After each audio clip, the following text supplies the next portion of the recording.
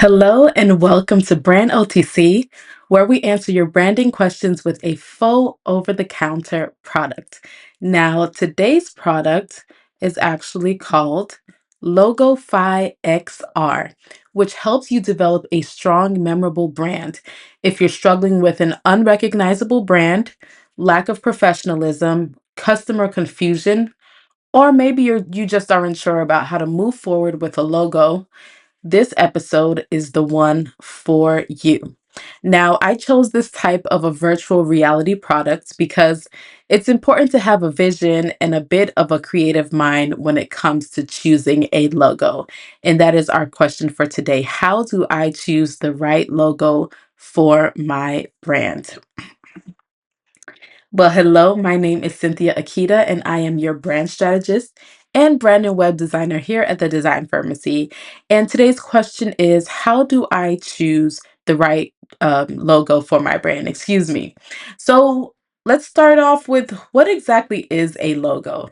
Now, a logo is an image or a symbol that's used to identify a business. It can be text, it can be all text, it can be a symbol, it can be an illustration, etc. Whatever it is used to identify your business. Now, a huge misconception, excuse me, that a lot of us have about logos is that the image is supposed to tell the entire story.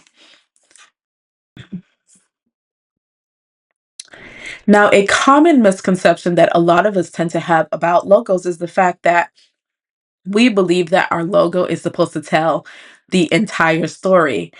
But the fact of the matter is that it's not supposed to tell a story. You actually are. You are the representative that is supposed to give that logo some meaning, give that logo some life, and attach an experience to it. One that people will remember, one that people will come back and see your logo and associate it with either feeling good, feeling bad, hopefully not, but it happens. This is real life. And so, again, it is simply an image used to identify your business. And based on the experience that your business gives an individual, it will then tie into that perception um, that is attached to the symbol that people see. So, if you have a business that people come into and they feel really happy, they feel refreshed, they feel um, liberty, they feel freedom, then anytime they see that image, it will remind them of that freedom that they felt, that happiness that they felt, that the ability to breathe that they felt. And so that's what the logo is for. It's meant first to help them identify you. Um, in a sea of competitors, or even if they're not competitors, in a sea of other logos and imagery and images. And then it also allows them to attach that image to a specific feeling that your experience allowed them to have in association with your brand. So think about Apple, right? The Apple logo is an apple that's bitten into, right? So if you were to see that logo anywhere, you wouldn't automatically associate it with technology, right? We associate it with technology because Apple has trained us to do so, right? They've been consistent, they've been amazing with their branding. We know that we're going to see something that's sleek, something that's innovative, something that is new and that's debatable, right? But we know that we are going to get good quality, a seamless experience because that is the brand that Apple has put forth that allows us to attach the experience with the image. Then think about Bath and Body Works. So if you see that logo, Bath and Body Works, you just see the text, right? And then if you go into the store, you see the patterns that they have, the checkered pattern that they have, but looking at the logo alone does not tell you that you're going to walk into a store that just has all sorts of amazing aromas, lotions, sprays, candles, hand sanitizers, all things that can smell good, right? You wouldn't know that just by looking at their logo. It is because, again, branding came into the picture and they did it well. And so we are able to associate that image that we see with all the things that we smell when we enter their store. Bed Bath and Beyond.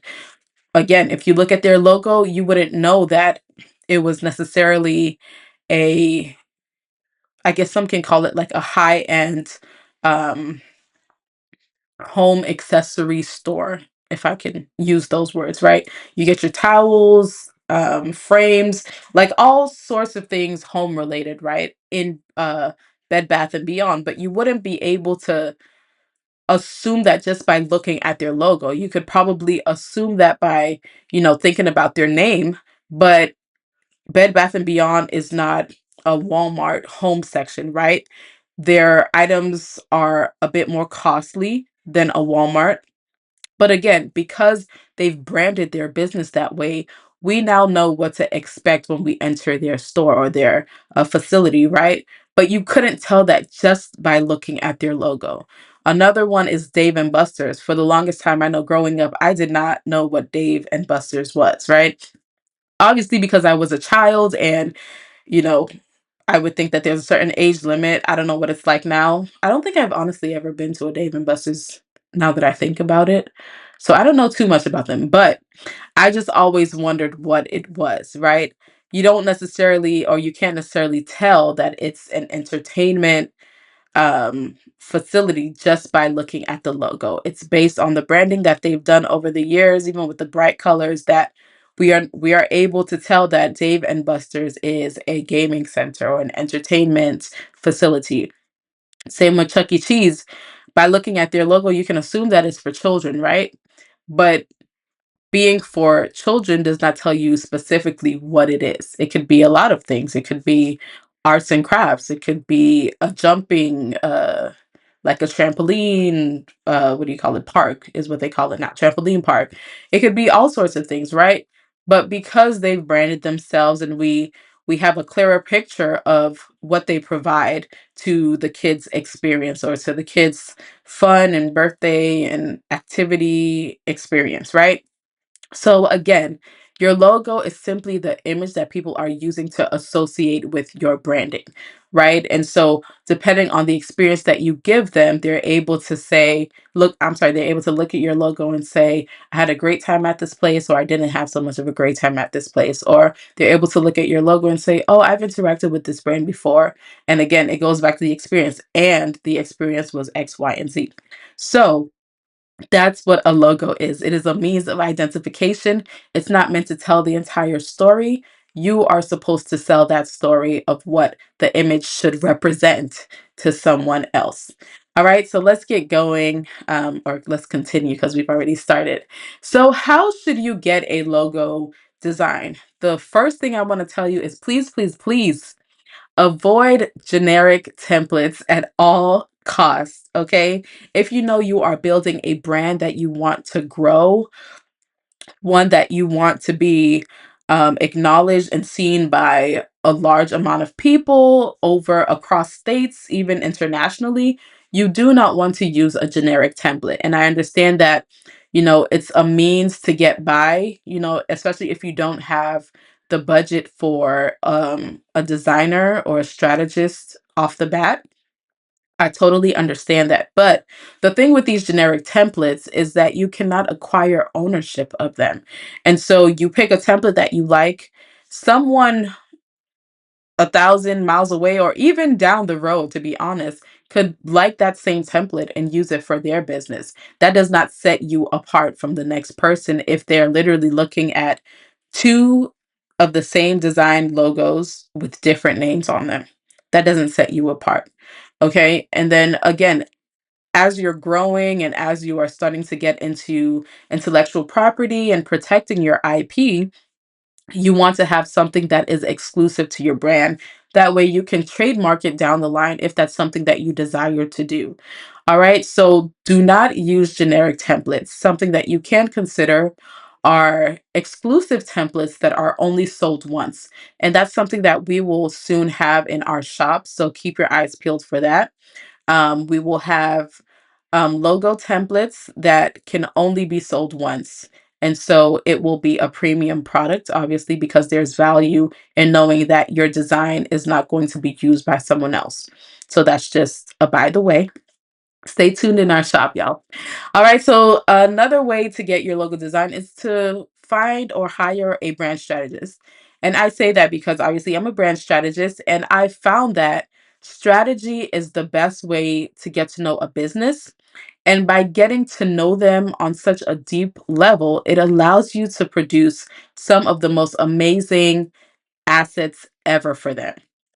And I can speak firsthand in having a strategy session with my clients. I'm able to really see the heart that they have for their audience, the heart that they have for building this business. And it allows me to put, some extra touches on some of the graphics and the designs that I make for them, the assets that I create for them. And it means a lot more than to just, slap something together based on just the name of a business alone. The next is you can get a brand designer. And I say a brand designer versus a graphic designer because a graphic designer, in most cases, they just want to make something look pretty, right? But a brand designer really understands that um, making something pretty is not just the goal. They go beyond what the logo looks like, and they want every bit of your client experience to be cohesive. They focus on creating cohesive experiences for your brand. And so your logo will tie into all the elements that they make for you, all of the different touch points, which are the areas where your prospects come in contact with you. All of those elements will be created in a manner that is cohesive because they will understand that it needs to tell a story from start to finish, from the moment they meet you to the moment they probably offboard or aren't so much in the forefront of your service providing experience. And so, because they have that understanding, they approach creating your content a little bit differently or creating your assets a little bit differently. And that's very, very, very important for having a long lasting brand identity, which a brand identity is all of the visual elements that encompass your brand. So, your logo, your variations, icons, patterns, illustrations, photos, all of those things encompass your brand identity. All right, so there are a few things that you should consider when you are choosing your logo. So, when you are presented with a logo, I say there are maybe four things that you want to think about. The first thing is it appropriate? So, does the style of the logo make sense for your industry? And does it make sense for your audience? So, obviously, this is a very obvious example, but if you have an adult brand, whatever it may be, does the logo make you think of children? Because if it's something that uses maybe bubble letters or certain colors, it may be more appealing to children and more appropriate for a child industry versus an adult industry, right? So is it appropriate? Two, is it memorable? Is it something that someone might take a double turn and look at? Like if you saw someone walking down the road who was beautiful, you would probably let them pass you, but then turn around and look back again because, man, wow, that person looks so good, right? So, does it make people do a double take? And a double take doesn't always have to mean that um, they're interested or attracted to it, but does it make them wonder, oh, what's that about? Like, I would like to know more about that? Is it memorable? Is it going to get lost in a sea of other logos or does it stand out? All right. Number three, is it simple? So I know this can be a bit conflicting. And so I will say it depends on the industry that you're in and what exactly it is that you're doing. So simple, you don't want to have too many details in your logo because it can become distracting. And two, because people may not actually see the details. So, for example, I know this is pretty common in either the hair industry or if you have some type of a bakery or baking business where you want to put 10,000 different elements on the logo. The thing is, you have to realize that if the logo is not blown up, people may not see all those elements. And so it may just look like chaos in the more normal size that people will see your logo. And so think of social media. If they see it on social media, are they going to be squinting to try to figure out what that is? What are those elements on there? Or will they be able to see it nice and clearly? That's important. So when I say simple, you want to think about whether the details are enough or are they just distracting and possibly not seen at all, based on the medium that it's placed on. And then number four, is it versatile? So is it adaptable to different applications, that it's going to be placed on, whether it is a website, an app, social media, even a flyer, wherever it's placed. Is it versatile? Is it adaptable? So you want to consider those four things, and I'll quickly run through them. One, is it appropriate? Two, is it memorable? Three, is it simple? And four, is it versatile? All right. Now, here's where we get stuck. And this is also why I emphasize strategy so much. Strategy is so important because with strategy, you get a very clear understanding and a breakdown of where your audience is and what they need. And so much more than that. Strategy goes far beyond just your audience, but we do focus a great deal on your audience. So when your logo is presented to you, your response shouldn't automatically be based on your personal preferences. And I think that's where a lot of us get stuck. We attach what we like and make the assumption that our audience also prefers the same. And that's not very fair to our audience, and it's not fair to our business because you don't want your business to suffer because you've become a little selfish and only thinking about what you like versus what your audience will be receptive to. So, for example, I personally, my favorite color is green, right? But I know that with any business that I make, I cannot make green the center of the design because everyone doesn't like green, and green may not necessarily appeal to the specific business that I'm building or to the audience that I'm trying to reach out to. So naturally, we tend to want to choose what what jumps out to our eye, what we find attractive. But I want you to take a moment to pause and think, is this about me or is this about my audience? And would my audience be receptive to whatever design I've been presented with? Now, I'm not saying that you shouldn't like your logo. You should absolutely love your logo. I truly believe that. And I believe that liking your logo will cause you to, or it'll make selling a lot more fun for you because selling is a lot of work. Marketing is a lot of work. And I think you should enjoy your business because it is a long road filled with ups and downs. I think you should absolutely enjoy your business. And liking your brand is a part of what will make that process a bit easier for you. It'll make you want to continue selling and putting yourself out there if you actually like your logo. So, again, I'm not saying that you shouldn't like your logo. You should absolutely love your logo, but you should not lead with your preference first.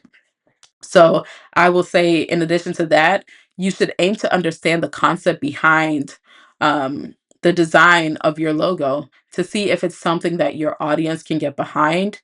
Maybe you can create a movement with it or something that you can personally get behind as well. So, for example, um, one of um, the businesses I follow and watch closely and work with as well, is Uncloned Media. And Uncloned has the icon of a sheep. We call it for uncloned. And this icon or this mark, the brand mark, is a sheep, right? And the idea behind it, I mean, Audrey talks about the story often. And so, pardon me if I butcher it a bit. But essentially, when she was presented with this sheep, she at first was like, "What in the world is this? Like, why are you showing me a sheep when I'm telling you my brand is uncloned and it's this and it's that?" And her designer, Rochelle, explained that the sheep was the first thing to be cloned. And with the uncloned brand, if you're familiar with it, the sheep has its eyes X'd out, which symbolizes the fact that they do not clone. And so it has an amazing story behind it. And because of that story, she was able to say, okay, I can work with this. And now you will see if you follow her how great her brand has grown, just because she embraced the concept behind the design and used it to create further create the movement that she was already working on. So I think it's important for you to try to understand why that design was created in the first place and see if it's something that you can get behind. Because at the end of the day, your branding is a story that you want to share with your audience. You want them to be a part of that. You want them to really understand why you make the decisions that you make, why you use the elements that you use, because it helps with the entire brand experience. You know, you can't have loyal followers if they don't really understand why something exists within your brand. And so, all in all, I want you guys to look at the logo with the lens of your audience and think about your strategy. Does the logo exemplify all of those attributes that you mentioned in your strategy session? And then also consider the story behind it, because the story is really, it really becomes the selling point in your business when people can understand why something exists and how it potentially affects them and how it potentially makes them better. So, in addition, I want you guys to beware. You should absolutely not have one logo. No, ma'am, no, sir. We don't do just one logo. So, if you're having your logo created by someone, it is totally fine to have an overall design of your logo, which most will see as the primary logo, but you should absolutely have some variations. So do not allow someone to send you one logo and just call it a day. That's not how we do things. We do not accept that type of work. You should, at the very least, have a primary logo and a brand mark or an icon. Now, generally, you will have a primary logo, a secondary logo, which is a second option, or an icon. Your primary logo is the logo that people will see most often, right? Which is why it's called the primary.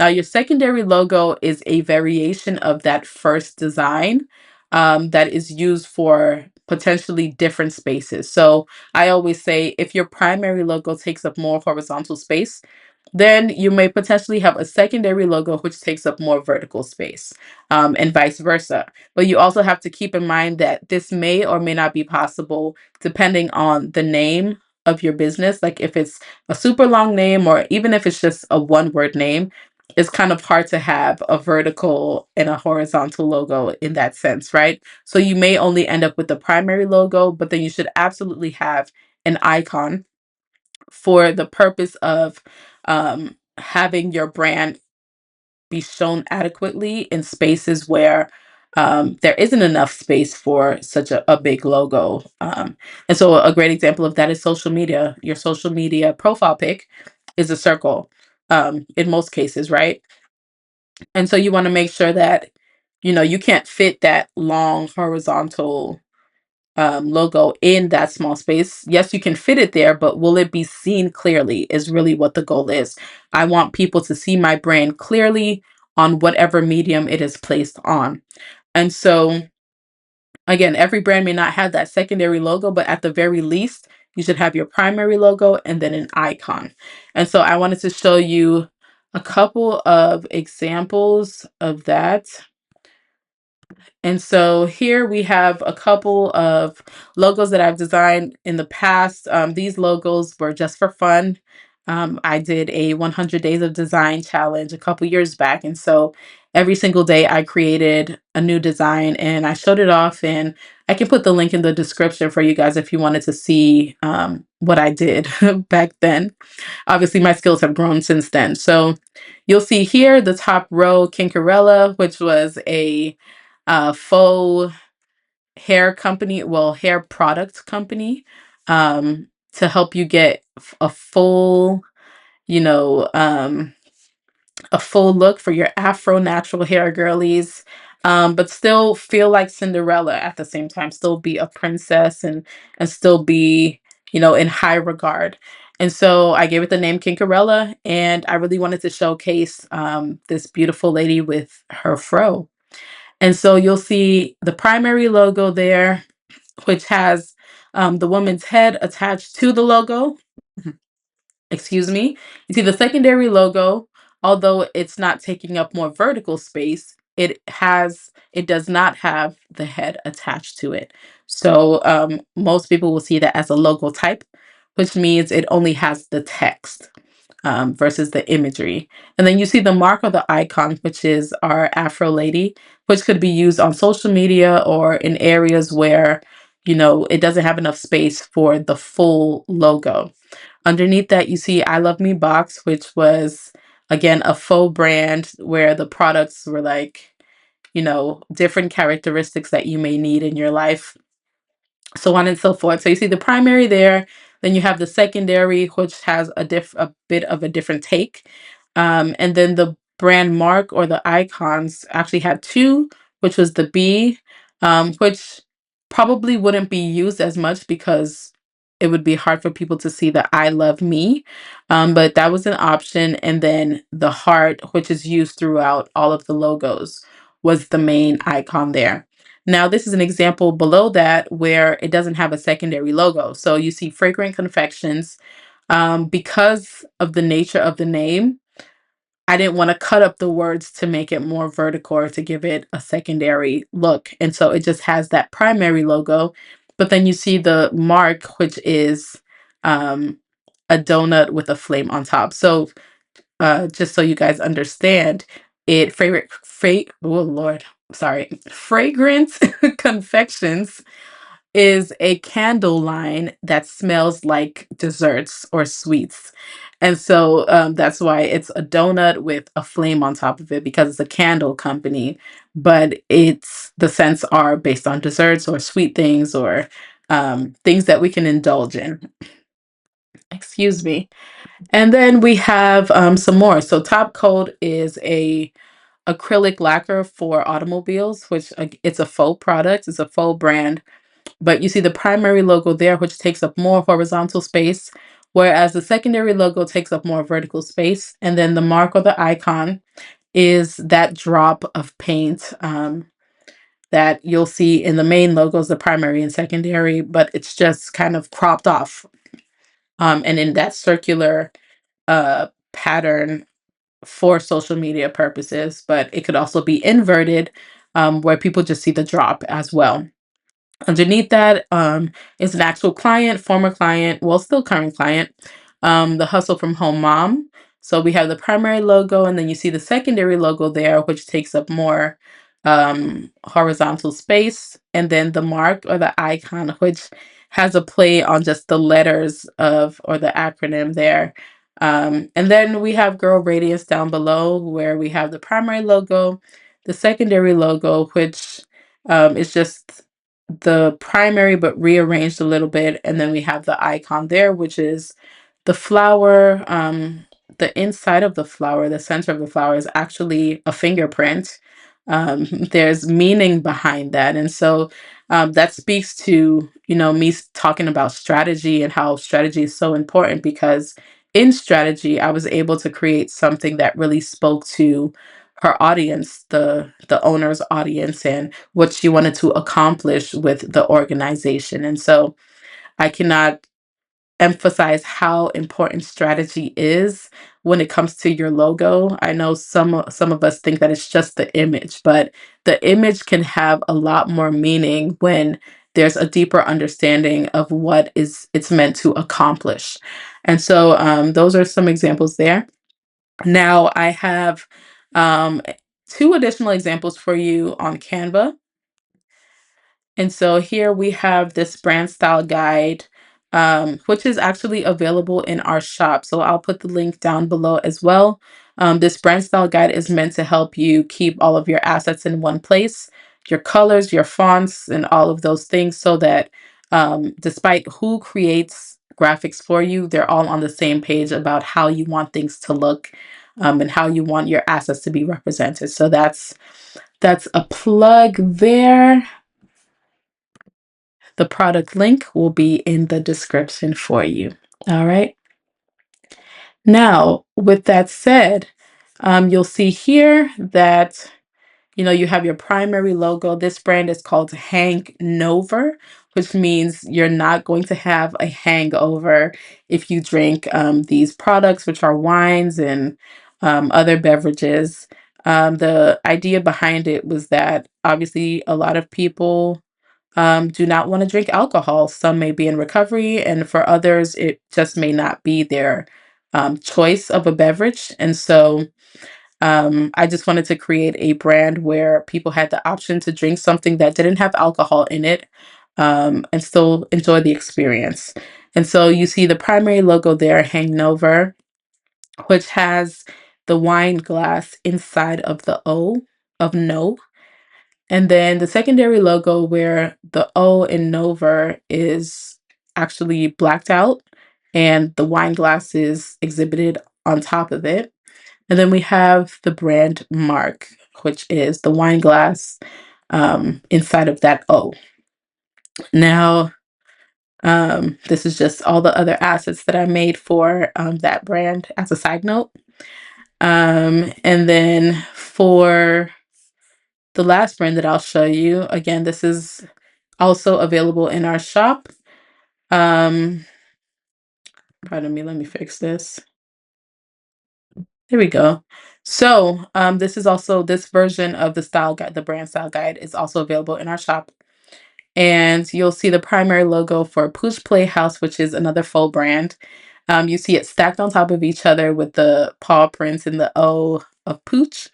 And then in the secondary logo, it takes up a lot more horizontal space there. And then the brand mark is a dog. It's actually an icon of a dog that was created out of a picture of a dog that I found. So it's very bright, it's very playful, it's fun, and that's just what the brand represents. But all of these examples are just there to show you that it is very important that you do not accept just one logo from your designer. You absolutely need to have variations. Bring my face back. You absolutely need to have variations. You cannot survive just on one type of a logo. And I do want to insert actually that you should ask for the original files. Do yourself a solid, do your brand a solid, and ask for the original files. Now, that will most likely be the .ai file, which stands for Adobe Illustrator. Now, the great thing about Illustrator is that when you use its software or that platform, what it does is it gives you the highest quality of an image. And so, for example, if you take an image, a JPEG, and you stretch it out, you'll start to see the pixels or the pixelation that is in the image. Now, when you don't have the original file, you will have to stick with that pixelation, and that affects the quality that you're able to provide, which also speaks directly to how people perceive your brand. Because if they see pixelation all over the place, they're going to see that your brand is not as professional. Maybe you didn't invest enough in having high quality images that appear well on whatever medium that it's placed on. So you definitely want to ask your designer for the original files. And you want to talk about that before you say yes to them, because some people are a bit picky about that. They don't want to give you the original because they feel so attached to what they've created and they don't want you to mess it up and all of that stuff. But at the end of the day, this is your brand that you are growing. If you have the intention to grow your brand, you're going to need those assets as you grow. For example, if you decide to register your trademark, register your logo, or any part of your business, you're going to need to go in and add that registered sign. And if you don't have the original, you would have to start all over, probably try to get someone to replicate it or do whatever you need in order to get that same look. And so it'll save you a lot of heartache, it'll save you a lot of headache, it'll save you a lot of hassle, and uh, it'll save you money ultimately to just have the original files. So please, please, please ask your designers for the original file from the onset to ensure that you all have an understanding of how you want the transaction to go. And I think that's all I have for you. This was a longer video, but I think it was needed because I know a lot of people have a lot of questions about how to know whether a logo is right for their brand. And at the end of the day, you know the vision that you have for your business. And so you're the only one who can make it clear that something will either work for your brand or not. But you definitely want to take into consideration all the things that I mentioned. And again, don't just base it off of your personal um, your personal desires or what you're personally attracted to, you definitely want to consider what your audience thinks and kind of go from there. So, with that said, I will catch you guys in the next episode and I will see you later. Have an amazing day. Bye.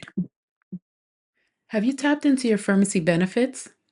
As a beneficiary, you unlock special offers, gifts, and always stay in the loop. Subscribe today to receive your exclusive dose. Visit pharmacybenefits.com.